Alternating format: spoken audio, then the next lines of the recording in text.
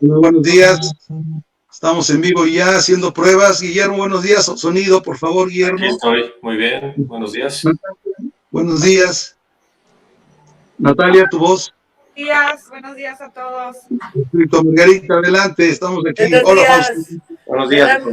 me da muchísimo gusto estar en una conferencia más este sábado, que nos acompaña pues unos muy buenos invitados y que estoy muy segura que vamos a disfrutar toda la conferencia. Se trata de un tema de absoluta actualidad, la iniciativa preferente, que por cierto está, bueno, prevista en la Constitución, en el artículo 71.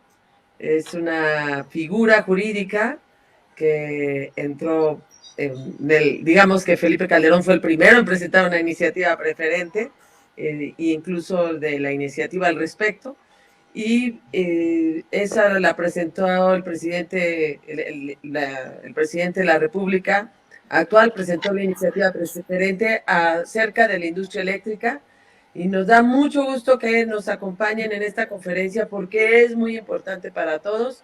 Y al final, incluso la plática, pues yo creo que tendremos que hacer alguna acción. Muchísimas gracias a todos y adelante, Jaime. Muy bien, pues buenos días a todos nuevamente. Voces Libres para un México Libre. 38 sábados, se van rápido, pero van 38 sábados. Bueno, el día de hoy me da gusto presentar a una joven adquisición de México Libre, digámoslo así. Es una estudiante de Derecho, todavía a punto de graduarse ya en el ITAM, y es Natalia Barajas Rangel. Ella ha participado con gran entusiasmo en diferentes modelos legislativos universitarios, representando a su escuela, a su institución, el ITAM, donde también ha trabajado en la Clínica de Interés Público contra la Trata de Personas. Ella colaboró activamente en la campaña presidencial de Margarita Zavala, ha trabajado también en Fundación Televisa, en el programa Quantix, y bueno, dirigió durante un tiempo, fue la coordinadora de jóvenes de México Libre en la Ciudad de México. Aparte ha dedicado también un poco al diseño, donde tiene alguna marca registrada. En fin, Natalia, por favor, te vamos a pedir que presentes a nuestro conferenciante del día de hoy. Adelante. Claro que sí, Jaime. Pues muchas gracias por la presentación. Estoy muy entusiasmada de participar en este webinar. El tema de hoy platicaremos de las implicaciones de la iniciativa de reforma de la Ley de Industria Eléctrica. En esta ocasión tengo el gusto de presentar a nuestro invitado especial, Guillermo García Alcocer. Guillermo actualmente es profesor de tiempo completo en el Departamento de Economía en el ITAM. Es miembro del Consejo Consultivo del EPRI, Electric Power Research Institute, del COMEXI, Consejo Mexicano de Asuntos Internacionales, y del Consejo Editorial de Energía del diario Reforma. Estuvo al frente de la Comisión Reguladora de Energía de México, la CRE, entre abril del 2016 y junio del 2019, donde impulsó regulaciones para fomentar la adopción de energías limpias, ampliar las opciones de suministro y generar mejores condiciones de acceso, precio y calidad para los consumidores. Algunos ejemplos clave de las regulaciones que impulsó son las que facilitan la instalación de techos solares, generación distribuida, electrolineras, el inicio de régimen permanente de reserva de capacidad de gas natural, las nuevas modalidades de distribución por autotanque y expendio de certificados de gas LP, así como la norma de calidad de los combustibles. Participó y lideró la estrategia de liberación de precios de las gasolinas y diésel a nivel nacional, y en la entrada de operación del sistema de gestión de certificados de energías limpias. Previo a su nombramiento en la CRE, ocupó cargos en la Secretaría de Energía CENER de junio del 2009 a abril 2016, en la Secretaría de Hacienda y Crédito Público, así como en la Comisión Nacional del Sistema de Ahorro para el Retiro CONSAR, del 1995 al 2007. Cuenta con una licenciatura en Economía en el ITAM y recibió el Premio de Investigación Exitam 2001 y fue distinguido con el primer lugar nacional del Premio Banamex de Economía, Premio Nacional de Economía en ese mismo año. Pues bueno, bienvenido, Guillermo. Te cedo la palabra.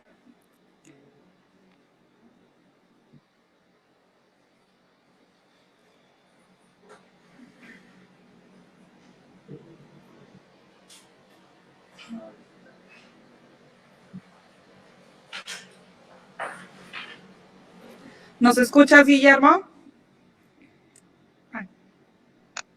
Es que usted salga y vuelva a entrar. Es muy sencillo.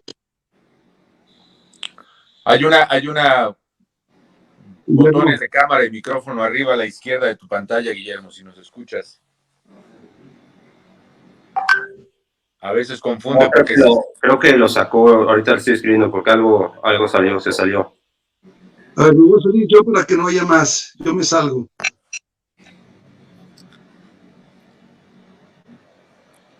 Apago la pantalla para que no tengan problemas con el internet. No te preocupes. Más bien, ahorita entra otra vez. ¿Tú estás en contacto con él, Fausto? Lo estoy escribiendo, sí. Bueno, mientras tanto, sí les voy a pedir que, bueno, al final de la conferencia vamos a proceder, voy a pedirle a Fausto Barajas que después de esta exposición, que seguramente es brillante, pues hagamos un posicionamiento. Adelante, Guillermo, muchas gracias. Gracias, Natalia. Una disculpa, creo que me está fallando aquí la conexión, pero ya estoy conectado de nuevo. Muchas gracias, un gusto estar con amigos de muchos años, con mi ex jefe, el presidente de la República. ¿Qué tal? Con Fausto estudié pues prácticamente toda la carrera, entramos juntos, salimos juntos, y un gusto conocer a Natalia. Margarita, obviamente un gusto, un privilegio estar contigo aquí en este foro. Gracias. Déjenme nada más compartir, traigo una presentación. Ahí se ven múltiples pantallas. Entiendo que ahí ya se ve la presentación, ¿verdad? Así es, así sí se ve. Gracias. Muchísimas gracias. Entonces voy empezando. Bueno, ya mi carrera ya la platicaron. Yo tuve la fortuna, nada más comentarles, de trabajar con el presidente Calderón en la primera reforma energética, la de 2008, la cual pues me parece que fue un gran avance. Y después trabajé en la reforma 2013, ¿no? Entonces, todo lo que aprendimos en 8 lo pudimos aplicar en 2013, aprovechando que nos dieron oportunidad de cambiar la Constitución, que creo que es una diferencia importante que no se tuvo en 2008 por la composición de las fuerzas políticas de aquel momento, ¿no? Bueno, creo que tenemos que tener un marco conceptual de análisis, que es cuál es el objetivo que persigue la política energética, ¿no? Y hay mucho escrito respecto de la energía, de la economía circular, en la cual se pone en el centro al consumidor, al ser humano, a la persona, y se dice que tienes una base social y tienes un techo ambiental, que es, pues, que tienes que aprovechar los recursos que nos brinda la naturaleza, pero sin abusar de ellos. Entonces, con este marco conceptual podemos ver que hay pues alteraciones, digamos, sobre ese techo que pudiéramos tener como un límite en términos del manejo de los recursos naturales. Uno de ellos es el cambio climático, ¿no? En donde todos los que estamos aquí estamos de acuerdo en que hay que tomar acciones. Digamos, no les tengo que repetir el liderazgo que ha tenido este grupo en tener esa posición, no de ahorita, sino de muchos, muchos años.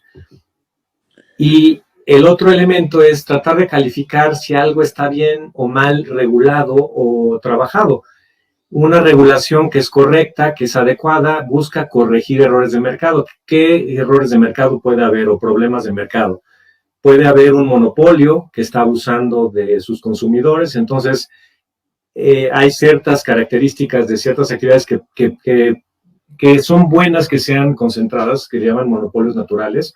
Por ejemplo, una línea de transmisión, un ducto, es bueno que haya un solo ducto entre dos regiones porque lo puedes hacer grandote y mientras más grande es, más barato es mover cada moleculita. Pero la desventaja de un monopolio natural es que puede abusar de su consumidor. Entonces, el regulador debe corregir esos errores de mercados.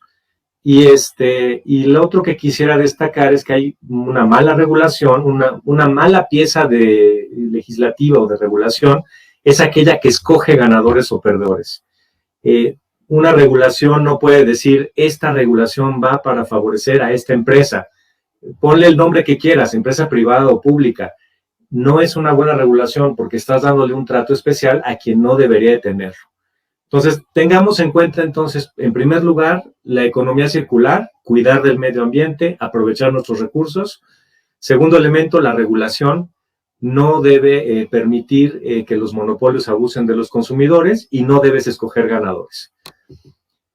¿cuál sería el objetivo ideal de una política pública de electricidad, ¿no? O sea, uno se pregunta qué tendría que ocurrir para que estuviéramos contentos con nuestra política pública de electricidad. De hecho, tuve oportunidad de estar en el Parlamento abierto hace un par de días y fue un poco lo que les platiqué a los diputados ahí en vivo, ¿no?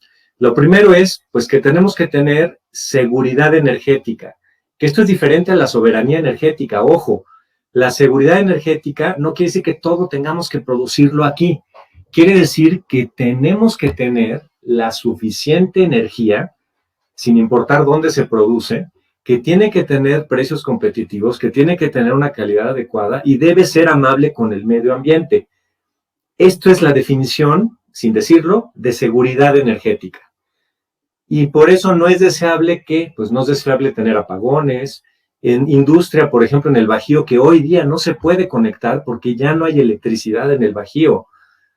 Recibos de luz alto, variaciones en el voltaje que afecten a los equipos y emisiones al medio ambiente que perjudiquen a la salud. En otras palabras, el objetivo debe ser poner en el centro al ciudadano.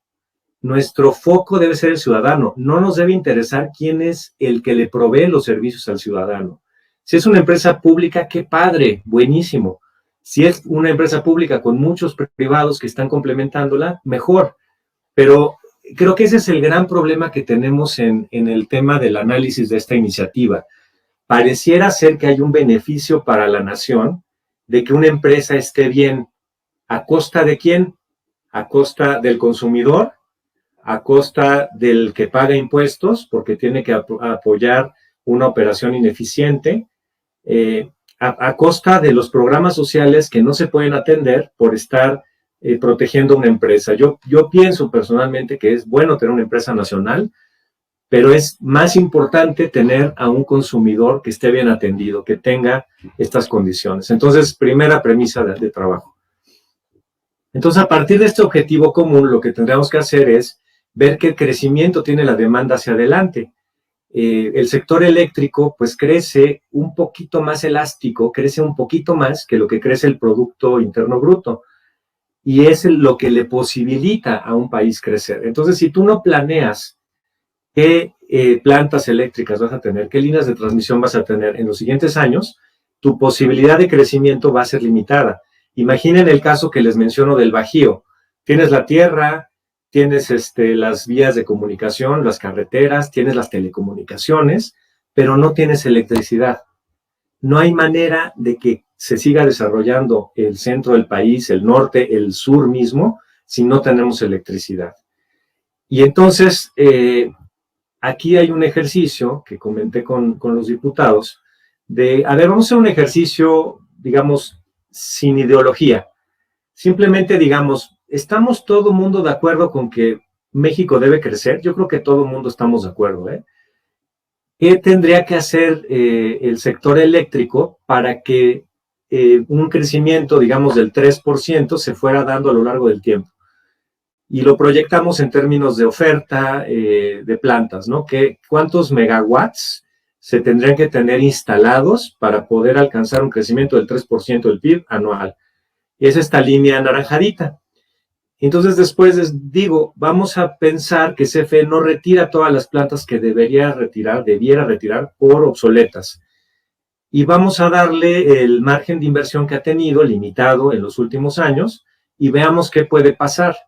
Y entonces esta línea azul, después de un esfuerzo titánico de CFE, una sola empresa haciendo pues un chorro de inversiones, muchos mantenimientos, etcétera, pudiéramos llegar a 82,000 megawatts. 82,000 contra 130,000 que se requerirían en el 2032, pues hay una diferencia de casi 50,000 megawatts.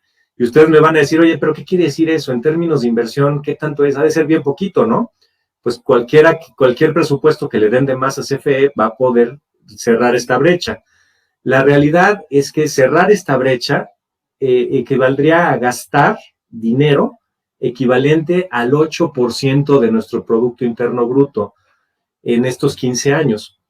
8%, pues suena poquito, ¿no? Bueno, es muchísimo. Por ejemplo, una reforma al IVA en alimentos y medicinas, que es una reforma de alto calado, complejísima de operar. Yo se los puedo decir, yo estaba en Hacienda en aquel momento, en el gobierno del presidente Fox. Podría recaudar 1 punto del PIB. Eso querría decir que tendríamos que hacer destinar los recursos de una reforma energética gigantesca durante 8 años solamente al sector energía para poder juntar esos 8 puntos del PIB. Esto es materialmente imposible, además, porque hay una idea en este nuevo gobierno de no cambiar la estructura tributaria. Entonces, no tendríamos ingresos adicionales y sí tendríamos esta brecha en nuestro potencial desarrollo hacia adelante. Entrando ya a la iniciativa, yo diría que hay una serie de eventos desafortunados que explican por qué llegamos a la iniciativa preferente. Y se van a sorprender porque todo empieza en Pemex. Ustedes me van a decir, ¿cómo que Pemex? Pero es que esta es una reforma eléctrica. No, el tema empieza en Pemex y permítanme explicarles por qué. Hay un objetivo de aumentar la refinación en México a cualquier costo. Esto es la llamada soberanía energética. Soberanía energética quiere decir la autarquía. Quiere decir, vamos a dejar que todo se produzca en México. Es como si yo les dijera, aquí tengo mi casa en el sur de la ciudad y yo voy a producir mi leche, mi carne, mis huevos, mi ropa, y lo voy a poner todo en el jardín. Pues voy a ser terriblemente costoso, ¿no? Imagínense poner una vaca en un jardín de 10 metros, o sea, no es posible. Prefiero ir a un lugar donde alguien especializado haga cada una de estas cosas y yo me pueda dedicar a especializarme a lo que puedo hacer, que a lo mejor es dar presentaciones y platicar del sector energía, ¿no? Entonces, quieren aumentar la refinación. Segundo, se suspendió la importación del petróleo ligero. ¿Por qué es importante importar petróleo ligero? Porque nuestras refinerías están diseñadas para procesar petróleo ligero. El petróleo que produce México es petróleo pesado. Le metes una dieta a una refinería diseñada para petróleo ligero con un petróleo pesado, ¿y qué creen? Va a aumentar la producción de combustóleo, que es como la basura, el desecho, lo que queda al final, ya que extrajiste los productos de alto valor. Entonces, aumento la refinación en México a toda costa. Aumento el peso del petróleo que utilizo en México. Estos dos efectos me aumentan la producción de combustóleo. Tercer evento desafortunado. Tenemos que la Organización Marítima Internacional, la OMI, prohibió a partir de 2020 el uso de combustóleo con altos niveles de azufre. ¿Y qué creen? Nuestro petróleo no solo es pesado, además contiene altos porcentajes de azufre. Entonces, nuestro combustóleo que antes se utilizaba para las embarcaciones, ninguna embarcación en el mundo puede utilizarla por esta regulación. Entonces, básicamente estamos nadando en combustóleo en México. ¿Quién puede consumir ese combustóleo? CFE es la única que puede utilizar ese combustóleo. ¿Y en dónde? En plantas que hoy no se están prendiendo a todas horas y en todo el tiempo. ¿Por qué no se prenden? Porque son plantas de alto costo. Entonces, hay una necesidad por esta cadena de eventos de utilizar el combustóleo, porque el problema del combustóleo es que se queda en las refinerías y si se llenan los almacenes, tienes que parar la refinería. Entonces, tú tienes que sacar ese combustóleo, mandarlo a algún lugar y seguir produciendo gasolinas. Entonces, ¿qué fue lo que se trató de hacer? Se trataron de hacer instrumentos regulatorios para darle preferencia a CFE sobre las plantas más baratas y ecológicas. Esos instrumentos regulatorios fueron combatidos en los distintos tribunales de competencia, en la Suprema Corte, y todos los casos obtuvieron fallos favorables hacia los quejosos, ¿no? Entonces, incluso la Suprema Corte declaró inconstitucional el darle preferencia a CFE en instrumentos regulatorios. Ahí es donde se presenta la iniciativa preferente para dar prevalencias a las plantas de CFE sin considerar el costo. Y a futuro, pues, ¿qué se prevé? Pues juicios de amparo, controversias de los tratados, inconstitucionalidad, incumplimiento a tratados en materia de medio ambiente. Entonces, este es el gran escenario, ¿no? Así es el encadenamiento de eventos. Y también se ven en términos de cómo ocurrieron las cosas. El 22 de enero se dio a conocer el proyecto de la Suprema Corte para echar atrás la política de confiabilidad, le llama, la que le ponía en primer lugar a CFE. Y se pospone la discusión, la posponen hasta el 3 de febrero, me parece. En el Inter, el 1 de febrero, aquí hay un error, debe ser 1 de febrero, se presenta una iniciativa preferente.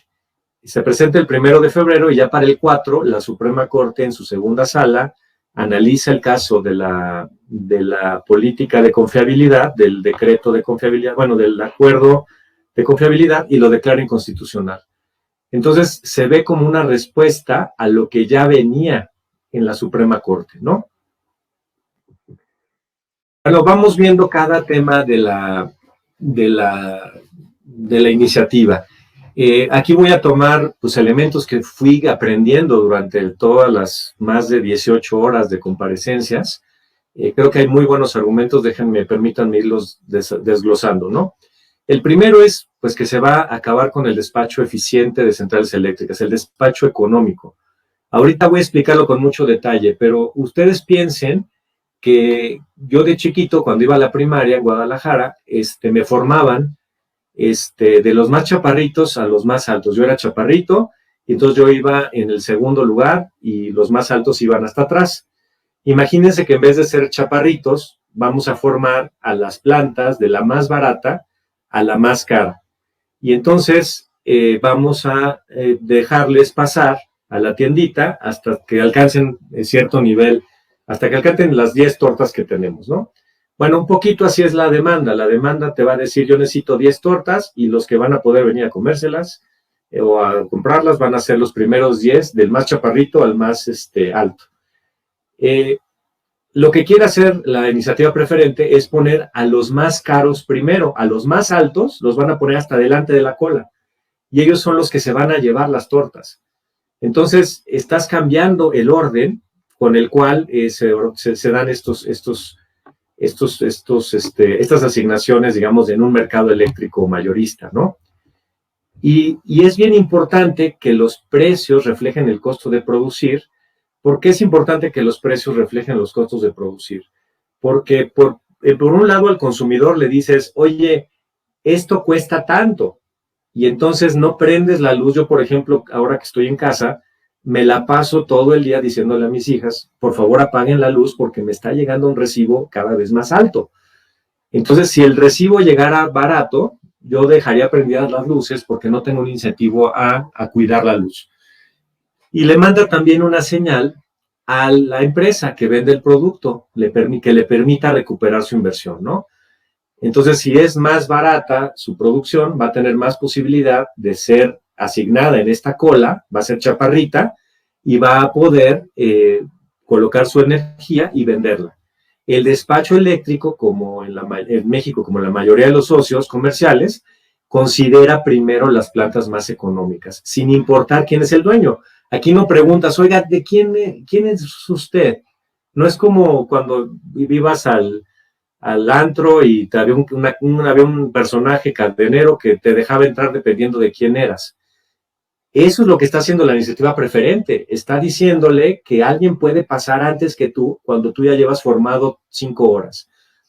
Y de hecho, en el despacho económico, CFE tiene las plantas más eficientes, las más baratas, las hidroeléctricas. El problema de las hidros es que no se pueden prender todo el año. Tenemos etapas de sequía, tenemos etapas en donde hay que privilegiar, como siempre, el consumo humano, el consumo agrícola, el consumo animal, y la CFE va como en 7º lugar en preferencia en agua. Cuando hay poca agua, no puedes usar las hidroeléctricas, pero son las más eficientes cuando tienes el recurso hídrico. Pero también tiene las más caras, que son las que utilizan combustóleo, y estas son las que no se están despachando en la actualidad, las que no se están prendiendo. Entonces, ¿qué es lo que está proponiendo la CFE? Pues, bueno, la iniciativa es poner primero a CFE en la cola, ¿no? Entonces, ¿qué va a permitir esto o qué va a posibilitar? Vas a sustituir plantas de bajo costo por plantas antiguas de bajo costo. Menos contaminantes se van a pagar, se van a prender las altamente contaminantes. Mayor contaminación, efecto de salud por causar muertes prematuras, esto está muy documentado. va a tener un efecto en que las empresas que invirtieron, mexicanas muchas de ellas, van a tener sus plantas apagadas y no van a poder recuperar la inversión que hicieron. Y va a haber presiones a las finanzas públicas, porque hay una condición en la iniciativa que dice que las tarifas no van a subir. Si los costos van a subir y las tarifas no van a subir, hay una brecha que se tiene que cubrir de alguna manera. Se puede cubrir subiendo tarifas, se puede cubrir metiendo un subsidio, o se puede cubrir con mayores pérdidas de CFE. En cualquiera de las tres, pierde el consumidor, ya sea pagando más luz, o pagando más impuestos, o comprometiendo a nuestras generaciones futuras a un mayor endeudamiento para cubrir la deuda que tiene CFE. Y bueno, como mencioné anteriormente, el país requiere todo el esfuerzo de inversión pública y privada para poder dar energía adecuada al país. Bueno, aquí una referencia a la ley actual de la industria eléctrica, que en el artículo 101 dice que la asignación y el despacho se va a ejecutar independientemente de la propiedad, lo dice la ley actual. Es un despacho económico, lo dicen las bases, las reglas del mercado mayorista. Entonces se va a despachar con un estricto apego a los costos. Aquí, esta es una forma, les quiero explicar, aunque parezca reiterativo, pero creo que es un tema complejo que vale la pena detallar. Aquí se grafica, digamos, el costo medio de cada una de estas. Es el costo de operación, el costo variable, le decimos los economistas. Aquí la turbogás, pues es el alto de la clase, ¿no? El que va hasta atrás de la cola. El renovable es chaparrito, mírenlo, tiene poco costo. Los ciclos combinados, que es gas, tienen un costo intermedio, son los que no son tan chaparritos, pero son medio altos. Las termos a carbón y combustóleo también son altos. Turbogás básicamente es quemar diésel, termoeléctricas es carbono combustóleo, ciclo combinado gas, y renovables es, eólico, solar, hídrico. Entonces, ¿qué es lo que haces? Tienes una demanda, que es la cantidad de electricidad que tienes que obtener, que tienes que generar, y agarras estos bloquecitos y los vas poniendo aquí abajo. Entonces, la primera energía, pues, va a ser renovable. Oye, ¿se alcanzó para cubrir la demanda? No. Ah, bueno, pues agarro los ciclos combinados, perfecto. ¿Te alcanzó? Pues a lo mejor sí, pero en ciertos picos no. Entonces, bueno, voy a prender algunas de combustóleo para agarrar, para cubrir la demanda pico. Y eso es lo que se ve un poquito aquí. Pongo primero a los chaparritos, aquí está. Pongo a los intermedios, luego a los que no son, los que son más altos. Y hay algunos altos que se quedaron sin prender su planta, sin poder poner la electricidad en el mercado. Aquí es donde están los altos consumos de combustóleo. Entonces, ¿qué dice la iniciativa preferente? Dice, vamos a poner estos y vamos a quitar estos verdes. Aquí, por ejemplo, en la gráfica de abajo se ve que no prendiste nada a la derecha de la demanda. Tú vas a proveer de energía hasta donde se demande. Acuérdense que el mercado eléctrico está en equilibrio, cada segundo está en equilibrio. No puede haber desequilibrios entre oferta y demanda. En cada instante se está generando la energía que se está consumiendo. Es una labor titánica que hacen los técnicos mexicanos y de todo el mundo para equilibrar oferta con demanda en milésimas de segundo. Entonces, así funciona hoy el despacho eléctrico. Dejas fuera los más costosos y también son los más contaminantes. Este es un ejemplo de la Agencia Internacional de Energía, de la Agencia de Información de Energía de Estados Unidos. Pasa igual allá, aquí están en colorcitos. Aquí está lo nuclear, que también se despacha al principio, lo hidroeléctrico, aquí están los renovables, y aquí están, digamos, el gas y el carbón, ¿no? Este es el caso de México. En México, las plantas más baratas son las de CFE, hidroeléctricas, pero también las más caras. Aquí dice, por ejemplo, Central Termoeléctrica de Mexicali, ¿no? Una de las más caras. Estas plantas son tan caras que la economía que pueden fomentar con su uso es más chica de lo que cuesta generar esa energía. Entonces, en términos de costo-beneficio, te cuesta más el caldo que las albóndigas, decimos, ¿no? Entonces, este es el problema, que se quiere despachar estas plantas cuando hoy tienes plantas mucho más eficientes que utilizan energías renovables, ¿no? Aquí hay algunos datos de costo, ¿no? Por ejemplo, el costo de las plantas de CFE en promedio es 2,000 pesos por megawatt hora, 2,600. El costo de las plantas de productores independientes es más o menos 1,300 pesos, más o menos la mitad del costo. Hoy en día estas son despachadas, dejaríamos de despachar estas para darle más peso a las de CFE. Entonces, donde les digo, no es compatible bajar tarifas aumentando costos. Esta no es muy relevante, pero me voy más bien a esta. Aquí fíjense cómo es el despacho. Aquí es un ejemplo que sacó Ricardo Rubén Cruz ayer en el Parlamento Abierto. Dijo, vamos a poner el despacho esto me parece que es un día de diciembre. Son 36,000 megawatts de demanda. Aquí empiezo y empiezo a formar a los chaparritos, a las chaparritas, fotovoltaicas y eólicas, ¿no? Oigan, ¿me alcanzó? No. Ah, bueno, pues hay que prender los ciclos combinados. Oiga, ¿le alcanzó? No, no nos alcanzó. Bueno, hay que prender algunas termoeléctricas. Pues prendemos 2,300 megas de termoeléctricas y ahí se cierra el despacho. Si se fijan, la altura de estos tres es igual a la altura de la demanda. Está igual, oferta y demanda. ¿Qué pasa con la iniciativa? La iniciativa quita a los chaparritos y pone las plantas de CFE primero, ¿no? Con los ciclos combinados que tienen su poder CFE y las termoeléctricas, podríamos satisfacer la demanda. ¿Qué pasó del lado derecho? Ya no prendimos una sola fotovoltaica, ya no prendimos una sola eólica. Tenemos un problema de costo porque este bloque negro pues cuesta mucho más que las energías que fueron desplazadas. Aquí hay un ejemplo que puso Casiopea Melgar, también en el Parlamento del día 11, donde dice, mira, voy a tomar una tarifa SB y voy a ver cuánto se cobra hoy. No, pues 2.15. ¿Qué pasaría si le meto las ineficiencias de CFE, ¿no? Las que hoy tiene con el despacho económico que hoy tenemos. Hoy en día no se le reconocen todos los costos a CFE porque hay ciertos costos que son ineficientes. Entonces subiría a 2.27. Ahora, ¿por qué no cambiamos el despacho? Vamos a meter el despacho primero los altos y luego los chaparritos. 2.62. Nada más en esta tarifa habría un incremento del 21% por cambiar el despacho eléctrico. Si suponemos que la tarifa la van a dejar en 2.15, entonces necesitas recursos fiscales para cubrir esos 50 centavos prácticamente que tienes de diferencia en las tarifas. Costo que no tenías el día de hoy, costo que no estabas más que, aplicando, en tener plantas paradas, pero no era un costo real, porque el costo de esto va a ser básicamente el combustible, ¿no? Estás comprando combustible en plantas que ya tienes construidas. Hay un argumento de confiabilidad que dicen es que son no tienen confiabilidad las energías limpias. Las energías limpias, primera aclaración que quisiera yo hacer es que no son intermitentes.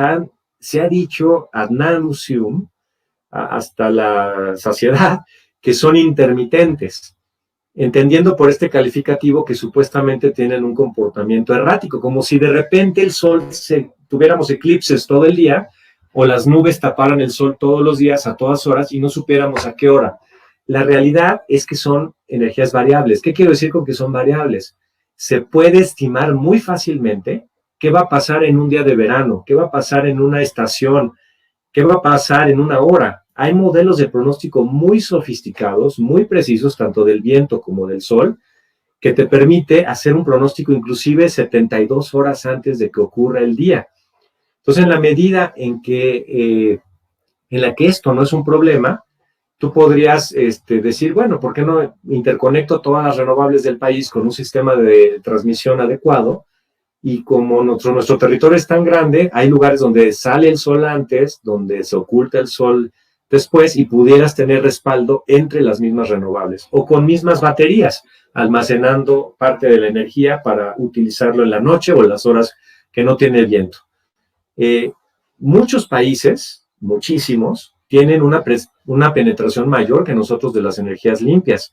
Estos que estoy anotando aquí, los estados de California y Texas en Estados Unidos, tienen penetración de más del 25% y en un instante puede haber más del 50% de la generación abasteciendo a un país. México tiene una participación pequeña, estamos como en el 10%, y en el instantáneo podemos llegar a un 25, a un 30, pero es en segundos y se va, ¿no?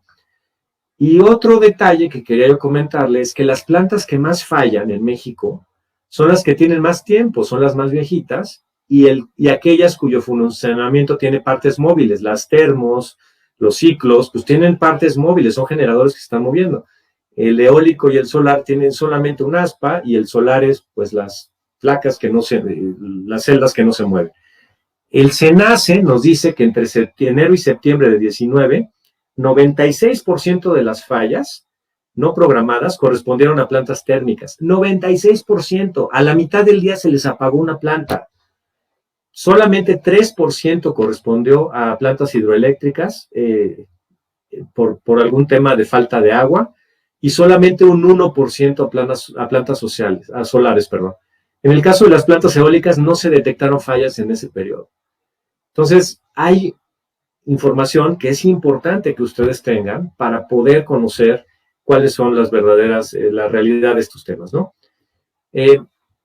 Aquí, la siguiente parte de la iniciativa es que se propone eliminar la obligación que tiene la CFE de comprar energía a través de subastas, que es un mecanismo competido que ganó reconocimiento a nivel internacional. Obtuvimos los mejores precios eólicos y solares del mundo, y aquí mis comentarios son los siguientes. Las subastas cumplen dos grandes objetivos, ¿no? El primero es el de la transparencia. Si tú tienes muchas empresas compitiendo y tienes un criterio claro de adjudicación, no hay riesgo a que haya un mal manejo. Y de hecho, de las 3 subastas que se hicieron, no hay una sola queja en el procedimiento. No hay un solo quejoso. El segundo concepto que es importante de las subastas es el tema de la eficiencia. El otorgar los contratos a quien ofrezca el mejor precio al realizar este concurso abierto.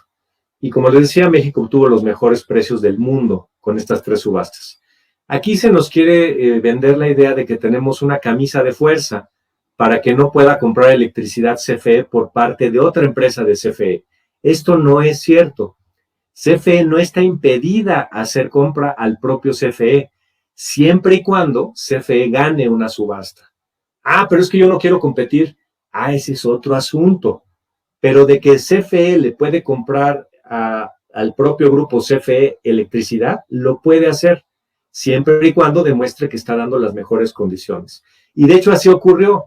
CFE propuso en la segunda subasta un proyecto de geotermia y los azufres, y que ganó, y fue bien competitivo, ¿no? Es un claro ejemplo de que nuestros técnicos y nuestra empresa nacional es altamente competitiva cuando quiere. Pero sí, obviamente es más cómodo quedarte sentado y decir, pues cómprame la electricidad, por favor, y ven por ella tú.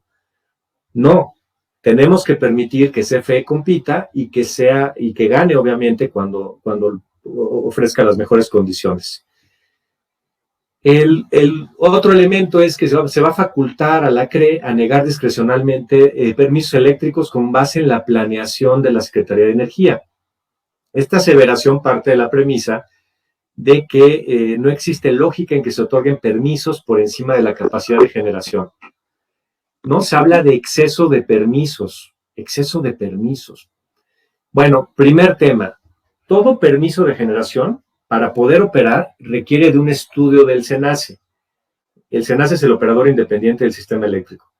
Este CENACE lo que dice es, oye, tú quieres poner una planta nueva, yo voy a revisar que haya capacidad en la red de transmisión, y si no hubiere capacidad, te voy a pedir que hagas los refuerzos, que hagas inversiones, para que la red pueda recibir tu energía. Y entonces el que tengas un permiso no equivale a que tengas una conexión con la red.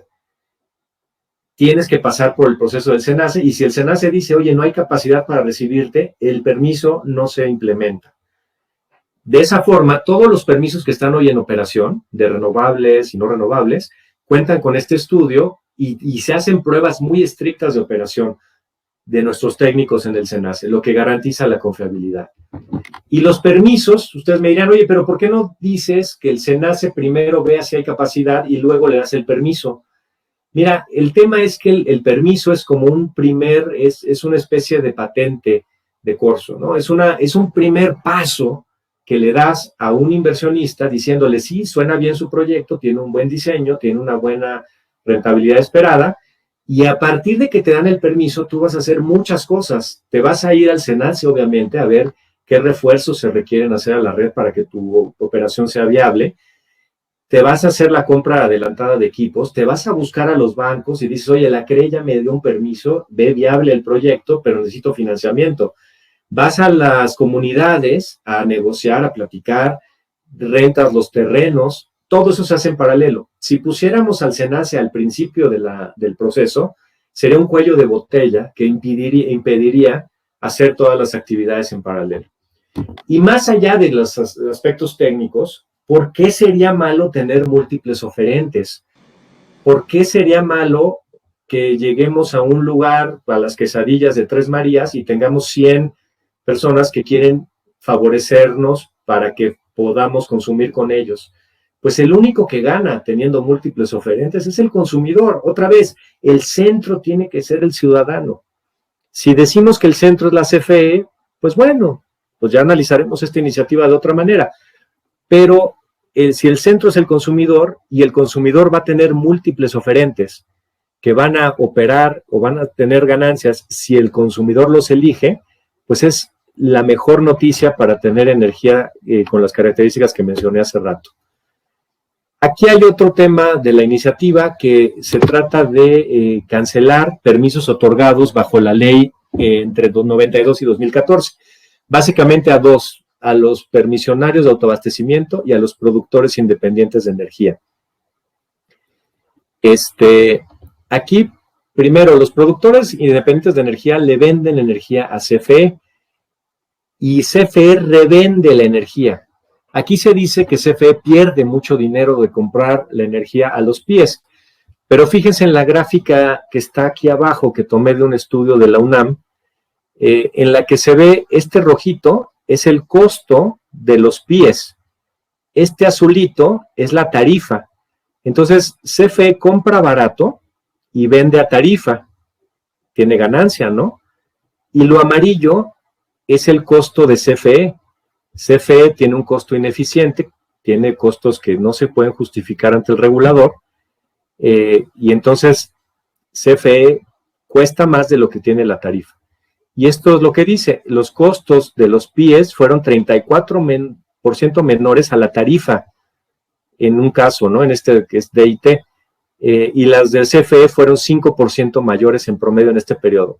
Entonces vamos a ver una hoja de CFE en internet. Aquí es un reporte que hizo CFE, y aquí se ve, estos son todos los productores independientes, y aquí tiene la característica de decir, mira, yo obtuve ingresos por todos estos, por todas estas ventas de energía que yo les compré a estos particulares.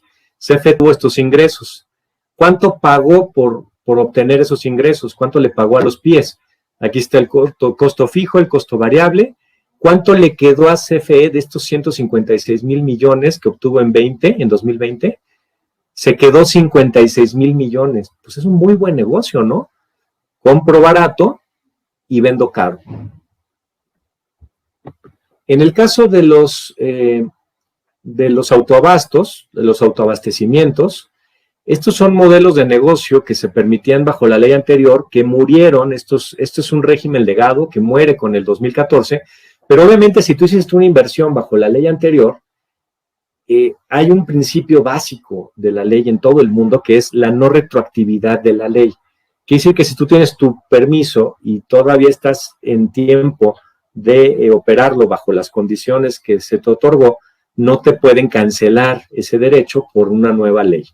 Entonces, tiene derechos adquiridos y se dice, bueno, es que estos tienen unas tarifas preferenciales en transporte, ¿no? En transmisión. Tienen una cosa que se llama el porteo verde, que sí efectivamente es una tarifa inferior a la de transmisión que se cobra a todos los demás. ¿Pero por qué? La primera razón de esta tarifa, que es un poco más baja, es que estas instalaciones de estos años tuvieron que hacer inversiones durísimas, gigantescas en transmisión, y entonces esas no se les pagaron.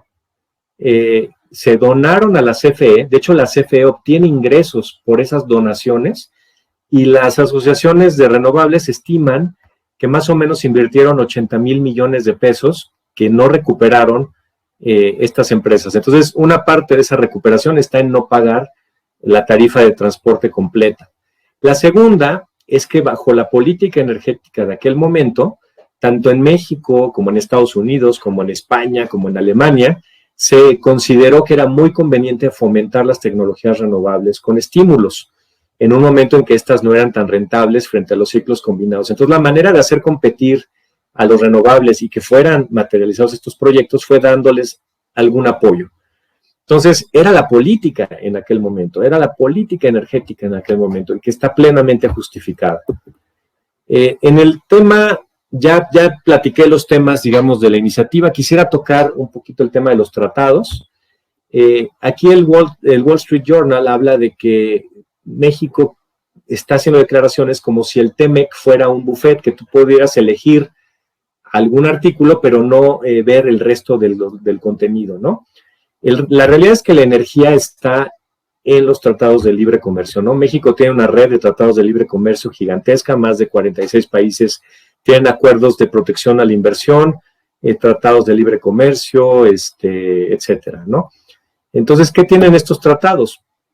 Tienen una cláusula muy interesante, porque si bien el TEMEC tiene un capítulo de energía bastante limitado, tiene toda la protección de la inversión, pero tiene un principio muy importante, que es que no puede dar México un trato a Estados Unidos y Canadá diferente del mejor trato que le da a alguna otra nación. Esto se llama el principio de nación más favorable, o del principio de tratamiento más favorable, ¿no? Entonces, ¿qué pasa? Pues tienes el TEMEC, tienes la cláusula de nación más favorecida, así es como se llama, y entonces te vas al TPP, al Tratado Progresista del Pacífico, firmado por 11 países. ¿Y qué creen? En el TPP está metida la reforma energética. Se habla de que está abierta toda la participación a particulares, se da certeza jurídica a la inversión, se da la idea de que tienes que tener regulación de trato de no excepción. En el propio TPP vienen qué actividades están reservadas al Estado, ¿no? Por ejemplo, la transmisión y distribución es un monopolio reservado al Estado, pero no la generación. La generación es una actividad totalmente abierta. Y también incluye cláusulas de no utilizar a las empresas del Estado para privilegiarlas frente a sus competidores. Entonces, ¿qué es lo que se prevé? Que vaya a haber medidas disconformes en donde vas a tomar el TEMEC, el tratado con Europa, el tratado que ustedes consideren, y se va a poder haber una queja, ¿no? Aquí está la publicación del TPP, se publicó el 29 de noviembre del 18, y bueno, había la explicación, y finalmente, pues ya, digamos, después de una apretada presentación, que espero dejemos lugar para comentarios de mis colegas en la mesa, pues México está llamado a ser una potencia en energía renovable, ¿no? Lo hemos sabido por años. Tenemos la bendición de contar con una geografía privilegiada y técnicos altamente capacitados. Pues yo los invitaría a analizar la iniciativa preferente a partir de los objetivos de una mayor penetración de energía renovable, ¿no? O sea, tenemos que ver si la iniciativa preferente nos permite tener energía de bajo costo, si nos permite combatir el cambio climático al reducir las emisiones, si nos permite generar masivamente inversión y empleos bien remunerados que son tan necesarios para la recuperación económica, y si nos posibilita una mayor equidad de género al ubicar las plantas cerca de las familias. Es un tema bien interesante. En el petróleo, ¿dónde produces? Pues generalmente en México tienes las plataformas en el mar. Los hombres somos más desapegados a las familias, desafortunadamente, y eso explica por qué el sector hidrocarburos es mayoritariamente, cuenta con mayoritariamente población masculina. La energía renovable, por su parte, no tiene esa característica de tener que ir a lugares remotos o no conectados con la civilización, y te acerca, digamos, el trabajo. El tema ahí está documentado y se sabe que hay más trabajo femenino en energías renovables que en energías fósiles. Entonces, ese, digamos, a lo mejor no quedaba muy claro, pero quería precisarlo. Y bueno, el resumen, pues es que tenemos que buscar la democratización de la energía. Pues muchas gracias, estoy abierto a sus comentarios. Muchas gracias, Guillermo. Pues tenemos unas preguntas del foro. Te digo una de las que vi que me llamó mucho la atención y es muy sencilla. ¿Cuál es el argumento a favor de esta reforma?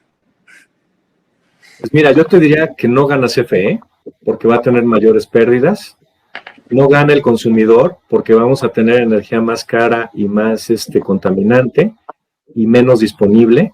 No ganan las finanzas públicas, porque le vamos a meter una presión impresionante a la deuda o a los impuestos o a los subsidios. Y entonces, ¿quién gana? Pues yo te lo diría por diferencia, ¿no? Yo creo que no gana nadie, desafortunadamente. Ok. Yo quiero, se vale hacer una rápido aquí, usando de mis influencias. Felicidades, siempre tan brillante y siempre tan claro en conceptos técnicos, y no hay que dejarse, ¿no? Una cosa que a mí me preocupa en los argumentos que están pasando ahí en el gobierno es que creo que un razonamiento de ellos es: tengo estos contratos con empresas privadas que en el prejuicio ideológico son extranjeras, son españolas, son rateras por definición, etcétera. Tengo estos precios distintos de transmisión por las razones que ya explicaste. A ellos ya se les olvidó las conexiones que tuvieron que hacer todas las empresas, etcétera. Pero también puede haber otro argumento. Los costos fijos de CFE incluyen la plantilla laboral, que es abrumadora. De hecho, las soluciones para el país es reducir esa plantilla laboral, porque los costos laborales están acabando con Pemex, estaban acabando con CFE y ya estaban acabando con Luz y Fuerza hasta que se quitaron. Pero yo me acuerdo cuando estaba en la Secretaría todavía, estoy hablando hace 18 años, 16, bueno, ya me acuerdo cuántos, pero una planta de ciclo combinado la manejaban menos de 20 trabajadores, y creo que estoy exagerando.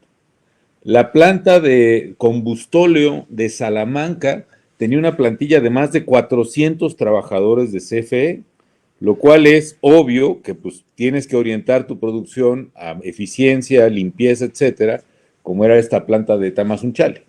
Sin embargo, para CFE, en la resistencia que hay a reducir la plantilla laboral y reducir las pensiones, que ya las volvieron a aumentar, están en la lógica de, bueno, si de todos modos les estamos pagando a los trabajadores, vamos a comprarle a la planta de Salamanca en lugar de Tamazunchale, aunque contamine mucho, que por cierto, ya, perdón por exagerar, por alargar el comentario, una de las razones que a mí me convencieron de Jesús Reyes Heroles de autorizar la licitación para la refinería de Tula, esa es otra discusión, ya estoy ahora, la vida ha cambiado mucho y los temas de cambio climático más, pero estoy convencido de que ya no tiene sentido una refinería ahora, autos eléctricos, etcétera.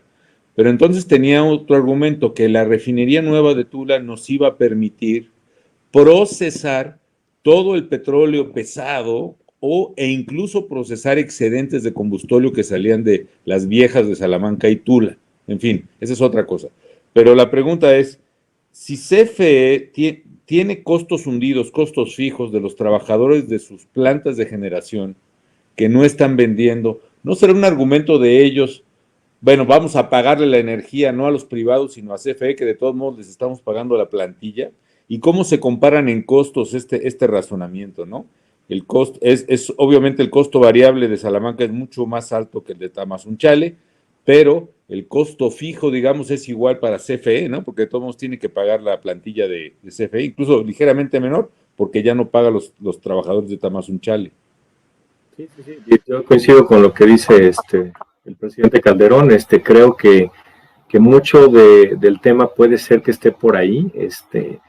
En términos de costo, no se le reconoce a CFE la parte que no puede justificar por compararse con otras operaciones. ¿Qué es lo que se hacía? Se establece un benchmark, una referencia de cuántos trabajadores se requieren para operar una planta, cuánto combustible se requiere, qué tipo de operaciones son las que se justifican en términos de costo. Y entonces el regulador, la CRE, compara eso contra lo que le pone CFE en la mesa, y entonces le dice, el regulador le dice, oye, no, esa parte, ese copetito, no se puede justificar, porque tú para operar esa planta en igualdad de condiciones, y de hecho la misma tipo de tecnología, o sea, ni siquiera es que haya un cambio, o sea, que se compare entre tecnologías de distintos momentos. Tú te tomas una planta GE y esa misma dices cuánto requiere para operar y observas cuánto requiere para operar en otra parte del país o en otro país, y te das cuenta que si hay una tripulación mucho más grande, ¿no? Y es parte del sobrecosto, ¿no? El problema también son los mantenimientos. Como no se dan mantenimiento a estos equipos, fallan mucho. Y entonces, ya lo decía yo, 96% de las fallas de 2019 fueron en plantas térmicas, lo cual implica que no se está dando el mantenimiento y que es muy difícil. Arrancar una de estas plantas te puede tomar, no sé, horas, días, que estás quemando combustible y que no tendrías que estar, pues, digamos, que estás haciéndolo de manera muy ineficiente. Pero coincido con lo que se dijo anteriormente, ¿no? Puede ser que ahí también haya un incentivo a darle materia de trabajo, ¿no? Pues muchas gracias por contestarnos estas preguntas que teníamos. Le voy a ceder ya la palabra a Margarita Zavala, quien nos iba a comentar algo sobre la reforma igual. Desde luego, muchísimas gracias, Guillermo, brillante. Quiero decirles que como ya llegamos al tiempo, pues no hay manera de seguir con las preguntas, te mandaremos algunas por ahí, y vamos a pedirle, pues en realidad, Fausto Barajas, aprovechando esta brillante conferencia, que hagamos un posicionamiento para el lunes, si le podríamos decir a Juan Manuel Corona, que es un economista también de México Libre, a Jorge Francisco Serrano Perea, un ingeniero que también tiene contactos con, bueno, ha trabajado este sector energético, y te pediría también, aumentaríamos también a la ingeniera Sandra Herrera, que tiene también trabajo en términos de género y de medio ambiente. Entonces, si podríamos hacer un posicionamiento, Fausto, aprovechando esta conferencia, Guillermo, muchas gracias. Y gracias, Natalia. Sí, claro. Felicidades, Guillermo. Muy buena exposición, como siempre, y muy claro. Y sí, hacemos un posicionamiento, y aparte también haciendo, sacar también de las pláticas que estamos teniendo, pues tener algún posicionamiento ya claro de México Libre sobre lo que está ocurriendo en el país, en los diversos temas de coyuntura y de fondo que están pasando día a día, y que este gobierno claramente da cátedras de lo que no se debe hacer en términos de diseño de política pública y de gobierno, ¿no? Son para casos, para los estudiantes y para el país, para entender fácilmente lo que no se debe hacer, ¿no? Así es, la iniciativa preferente obliga a decidir en estos días, tiene 30 días la Cámara de Diputados, y luego...